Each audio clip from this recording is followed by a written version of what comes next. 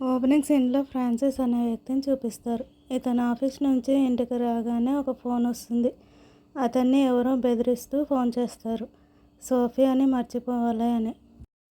అసలు సోఫియా ఎవరో కూడా నాకు తెలియదని చెప్పాలని ట్రై చేస్తాడు. కానీ అవతల వ్యక్తి ఏమీ వినకుండా తనని మర్చిపో, తన పేరు మాట్లాడడానికి కూడా నీకు అర్హత లేదని, లేదంటే తనని చంపేస్తానని బెదిరిస్తాడు. ఫ్రాన్సిస్ మళ్ళీ ఆ నంబర్కి ఫోన్ చేస్తే స్విచ్ ఆఫ్ వస్తుంది. కట్ చేస్తే నెక్స్ట్ డే మార్నింగ్ ఆఫీస్కి వెళ్తూ ఉండగా మళ్ళీ ఫోన్. సోఫియాని మర్చిపో, లేదంటే నిన్ను చంపేస్తానని బెదిరిస్తాడు. దాంతో ఫ్రాన్సిస్ డైరెక్ట్గా పోలీస్ స్టేషన్కి వెళ్ళి కంప్లైంట్ ఇస్తాడు. అక్కడ వివరాలు చెప్పమంటే అతను ఎవరో కూడా నాకు తెలియదు, కానీ నన్ను చంపుతానని బెదిరిస్తున్నాడు, ఎవరో సోఫియా అని అన్ని వివరాలు చెప్తాడు. ఆ ఇన్స్పెక్టర్ తను చెప్పింది ఏది పట్టించుకోవట్లేదని, తను నా డీటెయిల్స్ అన్నీ చెప్తున్నాడు అంటే మీ ఫేస్బుక్లో అన్నీ పబ్లిక్లోనే ఉన్నాయి, అవి ఎవరైనా చెప్తారని చూపిస్తుంది. అతను నన్ను చంపుతాడని బెదిరిస్తున్నాడు, ఇదెలా లైట్ తీసుకోమంటారా అంటూ ఫ్రాన్సిస్ అరుస్తాడు. మేము ఎంక్వైరీ చేసి మీకు అప్డేట్ చేస్తామని చెప్పి అక్కడి నుంచి పంపిస్తుంది. ఆ తర్వాత ఆఫీస్లో కూర్చొని కూడా అదే ఆలోచిస్తూ ఉంటాడు. తన ఫ్రెండ్ వచ్చి పలకరిస్తే అప్పుడు కూడా పలకడు. ఫోన్లు వస్తున్నాయని ఫోన్ స్విచ్ ఆఫ్ చేసి పెట్టుకుని ఉంటాడు. అలాగే తన ఫ్రెండ్ని తీసుకుని ఇంటికి వెళ్తాడు.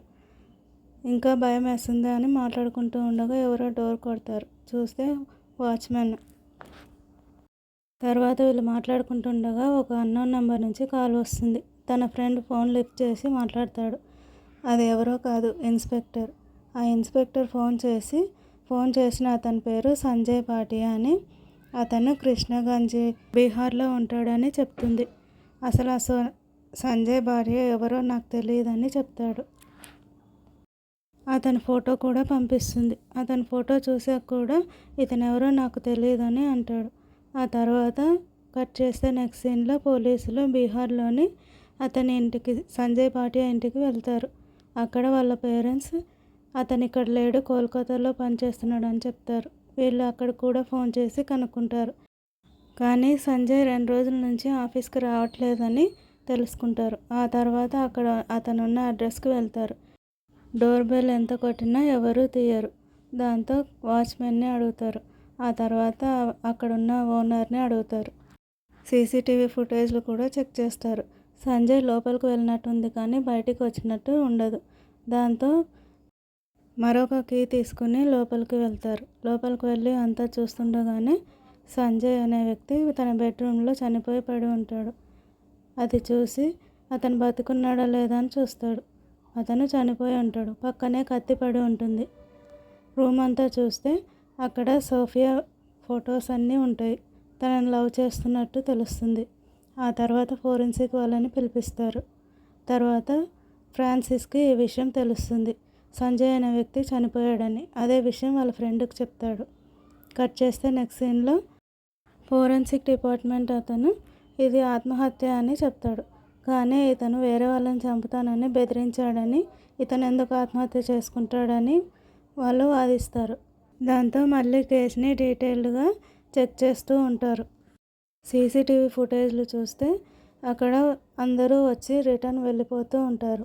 ఎవరు లోపలికి వెళ్ళరు. ఎవరిని అనుమానించడానికి వీలు లేకుండా ఉంటుంది. ఆ తర్వాత కిందికి వెళ్ళి కింద నుంచి అతని ఫ్లోర్ వైపు చూస్తారు. కింద నుంచి పైకి వెళ్ళడానికి ఎటువంటి ఆస్కారం లేదు. పైన కారిడార్లో ఉండే ఒక చిన్న గేటు, అది కూడా సగమే ఓపెన్ అయి ఉంటుంది. ఒకవేళ వచ్చి ఉంటే అటు వచ్చే ఛాన్సెస్ ఉంటాయని ఫ్రాన్సిస్ని ఎంక్వైరీ చేస్తారు. తనని చంపేస్తానని బెదిరించినందుకు ఇతనే అతన్ని చంపి ఉంటాడా అని ఫ్రాన్సిస్పై అనుమానంతో తనని ఎంక్వైరీ చేస్తారు. కారిడార్లో ఉండే కిటికీ ద్వారా ఫ్రాన్సిస్ వచ్చి సంజయ్ని చంపి ఉంటాడా అని ఊహిస్తారు. అదే విషయం ఫ్రాన్సిస్ ముందు చెప్తారు. కానీ ఫ్రాన్సిస్ కోపడతాడు. ఇదేం లాజిక్, నన్ను చంపుతానని నాకు బెదిరింపు కాల్స్ వస్తే మీరు ఏదేదో మాట్లాడుతున్నారని వాదిస్తాడు. ఆ తర్వాత సోఫియా ఫోటో చూపిస్తాడు.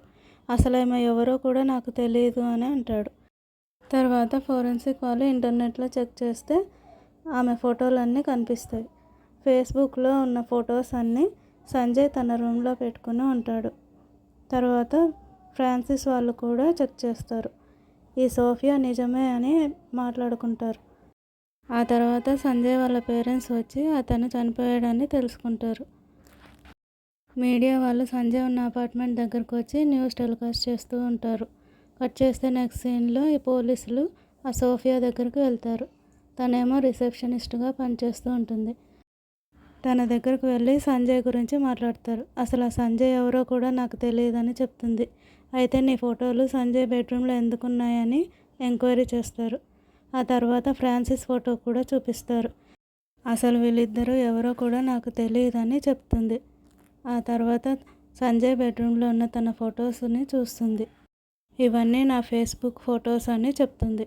ఆ తర్వాత పోలీసులకి ఫోరెన్సిక్ డిపార్ట్మెంట్ అతను ఫోన్ చేస్తాడు. ఆ తర్వాత ఒక అనాలిసిస్ కోసం వస్తారు. ఒకవేళ ఫ్రాన్సిస్ చంపి ఉంటే ఇలా జరిగి ఉంటుందా అని తను ఒక అనాలిసిస్ చూపిస్తారు. కత్తి దగ్గరగా పడింది కాబట్టి అసలు ఇది మర్డర్ అయ్యే ఛాన్సే లేదని, సంజయ్ తనే అయితే ఎలా చనిపోయాడని చూపిస్తాడు. తనే ఆత్మహత్య చేసుకున్నట్టు చెప్తాడు. నెక్స్ట్ సీన్లో ఈ సోఫియాకి ఫ్రాన్సిస్ ఫోన్ చేస్తాడు. నిజం ఒప్పుకోమని, అనవసరంగా నన్ను ఇరికించొద్దని ఫ్రాన్సిస్ సోఫియాతో మాట్లాడతాడు. నెక్స్ట్ సీన్లో పోలీసులు ఈ ముగ్గురు ఫేస్బుక్ అకౌంట్స్ చెక్ చేస్తారు. సంజయ్ ఏమో లాస్ట్ ఫ్యూ మంత్స్ నుంచి సోఫియాతో చాట్ చేస్తున్నట్టు తెలుస్తుంది. సంజయ్ సోఫియాకి ఐ లవ్ యూ చెప్తున్నట్టు ఊహించుకుంటూ ఉంటాడు. కట్ చేస్తే నెక్స్ట్ సీన్లో ఈ పోలీసులు సంజయ్ 2 సిమ్ములు ఎందుకు తీసుకున్నాడు, ఫ్రాన్సిస్ని ఎందుకు బెదిరిస్తున్నాడు, సోఫియాని లవ్ చేస్తే ఫ్రాన్సిస్ని బెదిరించాల్సిన అవసరం ఏముంది అని అనుకుంటూ ఉంటారు.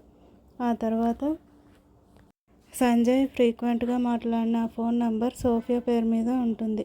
అవన్నీ సోఫియా ముందు ఉంచుతారు పోలీసులు. కానీ ఇదంతా నాకు తెలియదు, నేను చాట్ చేయలేదు, ఆ సిమ్ నాది కాదు అని చెప్తుంది. అదే విషయం ఫోరెన్సిక్ అతను కూడా చెప్తాడు. ఫోరెన్సిక్ అతను సంజయ్ చేసిన చాటింగ్ మొత్తం ప్రింట్ తీసుకొని వచ్చి పోలీసులకు చూపిస్తాడు. ఆ తర్వాత నెక్స్ట్ సీన్లో ఈ సోఫియా ఫ్రాన్సిస్ని కలుస్తుంది. వాళ్ళు మాట్లాడుకుంటూ గొడవ పడుతూ ఉండగానే అక్కడెవరో చూసి ఫోటో తీస్తారు.